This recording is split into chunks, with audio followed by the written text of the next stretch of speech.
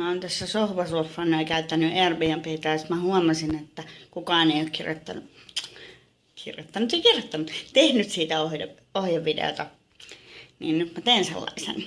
Eli oppitunti 1 on se, että kannattaa tunnistautua. Se maksaa hiukan, mutta sitten toisaalta sekä majoittaja että majoitettava tietää, että niin tämmöinen henkilö on oikeasti olemassa ja mikäli ongelmia tulee, niin silloin tämä palvelin voi olla yhteydessä niin kuin molempiin osapuoliin. Eli jos toisin sanoen sä jäät ilman majapaikkaa tai sulle ei maksetakaan sitä, mitä ollaan sovittu tai mitä tahansa. Jompikumpi on kännissä ja siitä ei ole sovittu, niin sitten voidaan niin kuin tätä kautta hoitaa asioita. Ja sitten ennenkin yksi, mihin kannattaa kiinnittää huomiota, niin se majoittajan ulkonäkö tai majoitettavan.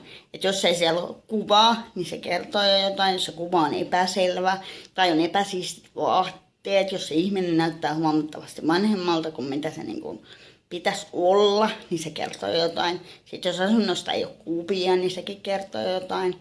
Sitten se, että esteettömyydestä sen verran kannattaa varmistaa asiat moneen kertaan, että olette ymmärtäneet kaikki oikein, jotta ei käy niin, että mulla oli esimerkiksi tässä sellainen tapaus, että puhuttiin 2 eri asunnosta, että jos mä pääse tämän majoittajan luokse, niin mä voisin päästä hänen kaverinsa luokse ja sitten meni vähän niin kuin sekaisin, että missä asunnossa nyt mitäkin on.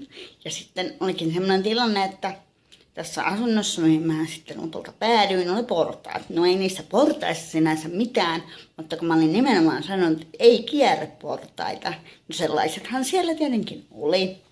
No tää sitten erinäisten vaiheiden kautta päätyi siihen, että minä nukuin rapussa. Niin mä päädyin sitten siihen, että jotta kukaan muu ei päätyisi nukkumaan rapussa, varsinkaan jos istuu pyörätuolissa, niin teen tällaisen videon. Mutta se ei tarkoita sitä, että kaikki olisi jotenkin vinksahtaneita. Se on vaan ikävä kyllä niin, että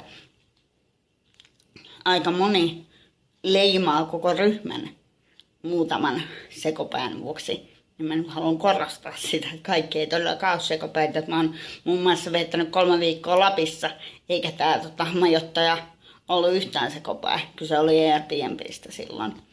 Ja jos ei ole PayPalia, niin totta kai Airbnbissä voi kiertää tämän järjestelmän, mutta silloin sä oot myöskin aivan täysin omillas. Eli jos onkin joku huijausjuttu, että joku on napannut netistä vaan jotain asunnon kuvia, niin silloin kukaan ei palauta sun rahojas. Ja jos sä joudut nukkumaan taivasalla, niin siinä kohtaa se on oi voi. Että ei niinku poliisia tai mitään muutakaan tässä valtiossa kiinnostaa sellaiset asiat.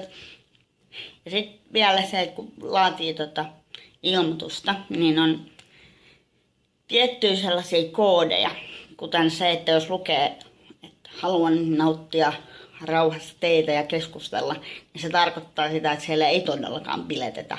Ja sitten on tietysti niitä, jotka haluavat bilettää, jotka juo itse alkoholia ja jotka loukkaantuu siitä, että sinä et juo. Niin että kannattaa ikään kuin yrittää etsiä samanhenkisiä ihmisiä. Ja sohvasurffauksen ja Airbnbin ero on tietenkin siinä, että sohvasurffauksessa sulla ei ole omaa huonetta tai ikään kuin omaa rauhaa. Että jos nyt sen haluaa, niin silloin ei kannata ehkä sohvasurfata. Enkä mä nyt välttämättä ihan heti lähtisi ulkomaille, koska sitten jos jää taas taivas alle, niin mitä pystyy tekemään. Tietysti voi nukkua jossain puiston penkillä, mutta no, onko se sitten mukavaa. Sitten saa sitten kyllä taas sen blogiaiheen, mutta ei se auta. Kiitos, että jaksoit katsoa videoa ja toivottavasti tästä oli jotain hyötyä.